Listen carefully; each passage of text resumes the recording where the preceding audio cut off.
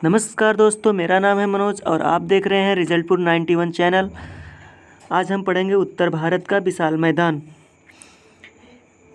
इसको शुरू करने से पहले मैं बता दूं कि इस चैनल पर सारा कंटेंट वनडे एग्ज़ाम को ध्यान में रखकर आप तक पहुंचाया जाता है, तो आप बेफिक्र होकर हमसे जुड़े रहें। और मैं ये विश्वास दिलाता हूं कि रिजल्टपुर 91 आपको 100% रिजल्ट देगा। जल्द ही इस चैनल पर मैथ सब्जेक्ट भी पढ़ाना शुरू कर दिया जाएगा। तो बिना टाइम लेते हुए हम शुरू करते हैं। उत्तर भारत का विशाल मैदान। उत्तर में है हिमालय और दक्षिण में अरावली है, बिंद है, हजारीबाग है, राजमहल पहाड़ियाँ हैं। इन पहाड़ियों के मध्य टेथिस भूषण नद के अग्रवादी द्रोणी में हिमालय तथा प्रायद्वीप के उत्तरवर्ती नदियों के जल और जमाव से निर्मित दुनिया का विशालतम जलोढ़ मैदान है। ये जो उत्तर भारत का मैदान है, बेसिकली आप समझ लीजिए हिमालय है और इधर पूरे पठारी क्षेत्र है और हिमालय के टेथिस भूषण नदी जो है कि अग्रवादी द्रोणी मतलब आगे की द्रोणी जो है, यहाँ से जो उत्तरवर्ती नदियाँ निकलती हैं, नदियों के जल जमाव से जो निर्मित दुनिया का विशालतम मैदान है ये। इसी से ये मैदान बना हुआ है, जिसकी उत्पत्ति, आगे बढ़ते हैं और देखते हैं, जिसकी उत्पत्ति प्लीस्टोसिन कालखंड में हुआ। कालखंड हम पढ़ाएंगे आपको जियोमॉर्फोलॉजी में, ये भी पढ़ाएंगे कि कालखंड क्या है। वहाँ प्री कैम्ब्रियन, पोस्ट कैम्ब्रियन हम पढ़ाएंगे आपको, प्रकार है। तो पोस्ट कैम्ब्रियन का एक प्रकार प्लीस्टोसिन कालखंड भी है उसी में। तो ये 11 मिलियन से 10,000 वर्ष पूर्व के जो कालखंड होता है, इसमें प्लीस्टोसिन कालखंड में इसको बोला जाता है। तो भारत का सर्वाधिक खाद्यान्न उत्पादक के कारण इसे मैदान को खाद्यान्न गृह भी कहा जाता है, इस मैदान को, क्योंकि यहाँ पे भारत का सबसे ज़्यादा खाद्यान्न का उत्पादन किया जाता है। इसका विस्तार पश्चिम में जो अगर है तो माने सिंधु से लेकर मध्य और पूर्व में, मध्य में गंगा और पूर्व में ब्रह्मपुत्र के मैदान तक है। तो आगे बढ़ें और पढ़ते हैं कि अध्ययन के दृष्टिकोण से इस मैदान को 4 लंबवत भागों में विभाजित किया जा सकता है, जिसके विभाजन का आधार संरचना एवं उच्चावच है। तो संरचना और उच्चावच के आधार पर इसको विभाजन किया गया है। तो संरचना और उच्चावच अगर बताएं तो उच्चावच धरातल की ऊंचाई और निचाई, धरातल है इसमें ऊंचाई निचाई से बनने वाली जो ये प्रतिरूप है, इसी को उच्चावच कहते हैं।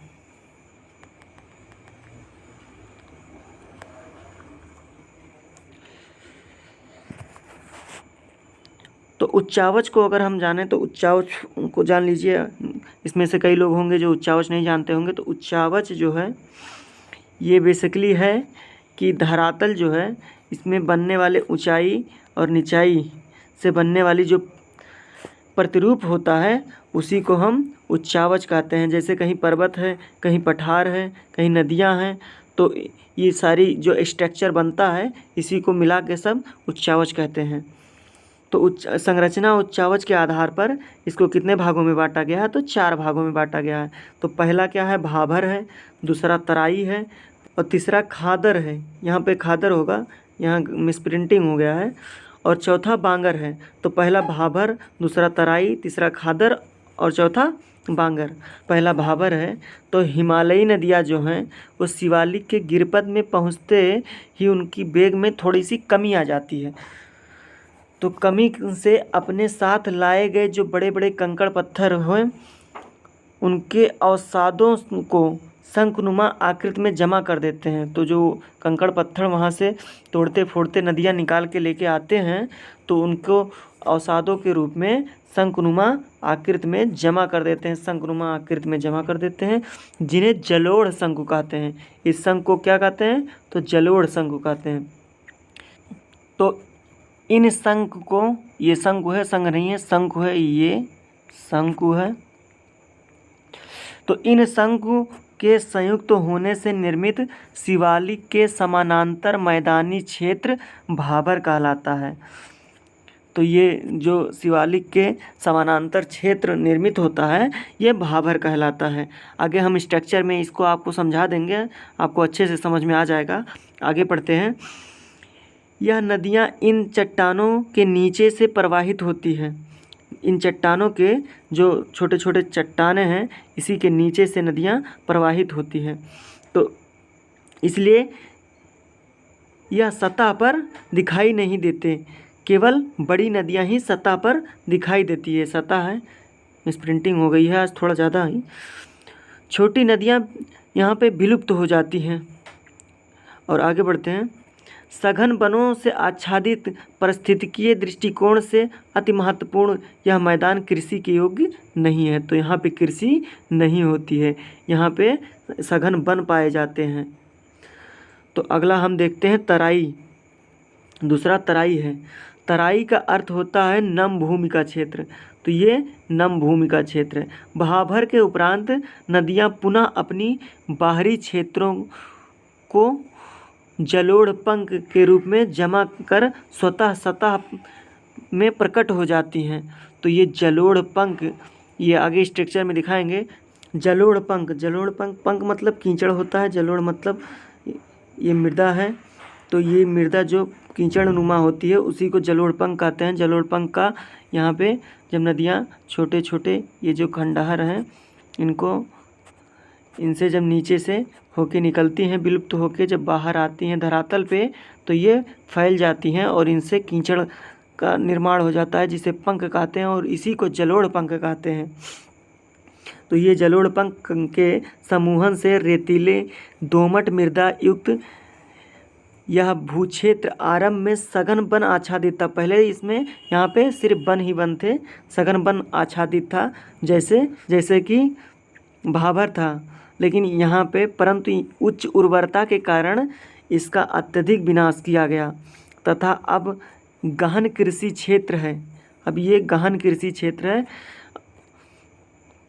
तराई भारत की एकमात्र मृदा है जिसमें नाइट्रोजन तथा ह्यूमस दोनों पाया जाता है। तो ये याद कर लीजिए इसको कि नाइट्रोजन तथा ह्यूमस दोनों किस मृदा में पाई जाती है, तो तराई मृदा है। इस क्षेत्र में पाताल तोड़ कुआं तथा सिनकोना वृक्ष की अधिकता होती है। तो कहाँ पे होती है? तराई क्षेत्रों में पाताल तोड़ कुआं तथा सिनकोना वृक्ष की अधिकता होती है, ये भी ध्यान रखेंगे। आगे देखते हैं खादर है। तीसरा खादर, यह नदियों के तटबंधों के समीप उपस्थित नवीन जलोढ़ मैदान है। ये नवीन जलोढ़ मैदान है, जैसे कि ये नदी है तो ये नदी के किनारे किनारे का नवीन जलोढ़ मैदान है, जहाँ प्रत्येक 2 वर्ष में नदियाँ बाढ़ के समय नवीन निक्षेपों का जमाव करती हैं। जहाँ नदियाँ बाढ़ के समय ये नदी जब बढ़ती है तो आगे मिट्टी कंकड़ पत्थर जो लाके यहाँ पर निक्षेपण मतलब छोड़ देती है, तो उससे जो निर्माण होता है उसी को कहते हैं नवीन जलोढ़ मैदान। इसे स्थानीय बोली में कछार बोला जाता है, कछार बोला जाता है। यह कांप मिट्टी कहलाती है, इसको कांप मिट्टी भी कहते हैं। ये भी याद रखेंगे कि कांप मिट्टी किसे कहते हैं, तो खादर को कांप मिट्टी कहते हैं। इसी को ही स्थानीय भाषा में कछार बोलते हैं। क्योंकि प्रचुरता के कारण उच्च उर्वरकता वाली युक्त मिट्टी होती है ये। तो आगे बढ़ें और देखते हैं। चौथा नंबर है बांगर। तो बांगर हम देखेंगे। यह नदियों के पुराने जलोढ़ मैदान हैं या पुराने बाढ़ के मैदान हैं। जलोढ़ मैदान या पुराने बाढ़ के मैदान हैं, जहाँ पहले कभी बाढ़ आई हुई लेकिन हाल ही के कई वर्षों में वहाँ बाढ़ नहीं आई है, तो ये पुराने जलोढ़ हैं। परंतु अब बाढ़ का जल यहाँ तक पहुँचता ही नहीं है, तो इस मैदान का जमाव प्लीस्टोसिन कालखंड में हुआ है। अब ये कालखंड हम पढ़ाएंगे आपको जियोमॉर्फोलॉजी में, तो ये प्लीस्टोसिन कालखंड में हुआ है इसका। सघन कृषि युक्त इस मैदानी क्षेत्र में धीरे धीरे उर्वरकता में कमी आ रही है, तो जिसकी आपूर्ति उर्वरकों से की जा रही है। तो यहाँ प्राप्त कैल्शियम के छोटे छोटे टुकड़ों को कांकर कहते हैं। कैल्शियम की आपूर्ति बनी रहती है, जिससे यहाँ की जो मिट्टी है उसमें कैल्शियम की आपूर्ति बनी रहती है। तो यहाँ पे हम थोड़ा सा फिगर में देख लेते हैं जिससे हमारा कॉन्सेप्ट बना रहे। ये रिवर है, ये जो है ये रिवर है, ये नदी के जहाँ जहाँ बाढ़ हर 2 साल के अंदर जहाँ जहाँ तक बाढ़ आ जाती है वहाँ वहाँ ये क्षेत्र है हरा वाला, इसी को ही खादर कहते हैं। और जहाँ नदियों का बाढ़ क्षेत्र नहीं आता वहाँ पे वो जो मिट्टी होती है वो बांगर कहलाती है। इधर हम थोड़ा देख लेंगे तो ये हिमालय है, ये हिमालय है। यहाँ हिमालय शिवालिक हिमालय से नीचे जब हम आएंगे तो नदियाँ जो कंकड़ पत्थर ला के बटोर के रखती हैं तो उसी को जो मृदा का निर्माण होता है उसी को भाभर कहते हैं। और आगे ये है तराई क्षेत्र, और इसी से आगे जब हम बढ़ेंगे तो ये बांगर क्षेत्र मिलेगा हमको। और नदियों के जो आसपास का क्षेत्र है जहाँ पर बाढ़ आती है उसे हम खादर कहते हैं। तो आगे बढ़ें, और यहाँ पे हमारा कॉन्सेप्ट क्लियर हो गया होगा। तो आगे कुछ क्वेश्चन हैं, आज वो लगाते हैं। अगर आपने अच्छे से पढ़ा होगा तो ये क्वेश्चन आराम से लग जाएगा। तो चलिए देखते हैं। उत्तराखंड के किस भाग में पाताल तोड़ कुएँ पाए जाते हैं? तो हमने बताया कि पाताल तोड़ कुएँ कहाँ पाए जाते हैं, तो आप गेस करिए। तो पाताल तोड़ कुएँ जो हैं वो पाए जाते हैं, हमने बताया अभी, तराई क्षेत्रों में पाताल तोड़ कुएँ पाए जाते हैं। सिनकोना वृक्ष पाया जाता है, सिनकोना एक वृक्ष है वो पाया जाता है। तो आगे बढ़ें। भारत की एकमात्र मृदा है जिसमें नाइट्रोजन और ह्यूमस दोनों प्राप्त होते हैं। तो ये भी अभी बताया है कि कौन सा मृदा है, तो ये भी तराई है, तराई मृदा ही है जिसमें नाइट्रोजन और ह्यूमस दोनों पाया जाता है। तो आगे बढ़ें और देखते हैं निम्न में से किस मैदान का जमाव प्लीस्टोसिन कालखंड में हुआ है। तो इसको देख लेते हैं। तो ये है बांगर, अभी पढ़ाया है कि बांगर जो है वो प्लीस्टोसिन कालखंड में इस मैदान का जमाव हुआ है। तो आगे बढ़ें और देखते हैं अगला क्वेश्चन। किस मृदा को स्थानीय भाषा में कछार बोला जाता है? तो इसको तो आप आसानी से पता कर सकते हैं कौन सा है इसका आंसर। तो इसका आंसर हम बता देते हैं, इसका आंसर है खादर। खादर मृदा जो है वो स्थानीय भाषा में उसको कछार बोला जाता है। नदियों के जो किनारे जो मृदा जो होती है उसे खादर बोला जाता है। तो आगे बढ़ें, अगला क्वेश्चन देखते हैं, और ये लास्ट क्वेश्चन है। निम्न में से नवीन जलोढ़ मैदान है। तो नवीन जलोढ़ मैदान, तो ये जो नदी है इसके अगल बगल का जो मैदान होगा वो नवीन होगा, तो इसी को क्या कहते हैं? खादर कहते हैं। तो ये हमारा खादर होगा। तो आगे बढ़ते हैं और हम देखेंगे कि आगे हम क्या पढ़ेंगे। तो आगे हम पढ़ेंगे मैदान का प्रादेशिक विभाजन। तो यहाँ पे हम आगे पढ़ेंगे मैदान का प्रादेशिक विभाजन। यहाँ पे हमारा ख़त्म नहीं होता, ये हम अगले वीडियो में क्लियर करेंगे क्योंकि ये बहुत बड़ा टॉपिक है। मैदान का प्रादेशिक विभाजन में अभी हम सिंधु का मैदान पढ़ेंगे। सिंधु के मैदान में उसकी नदियाँ, झीलें, कौन सा शहर फेमस है, किसके लिए फेमस है, परियोजनाएं पढ़ेंगे। फिर हम गंगा का मैदान पढ़ेंगे, उसमें भी वही सारी चीज़ें पढ़ेंगे। फिर हम ब्रह्मपुत्रा का मैदान पढ़ेंगे, उसमें भी नदियाँ, झीलें, शहर, प्रसिद्ध परियोजनाएं, सब ये सारी चीज़ें पढ़ के कंप्लीट करेंगे, तब जाके हमारा उत्तर भारत का विशाल मैदान कंप्लीट होगा।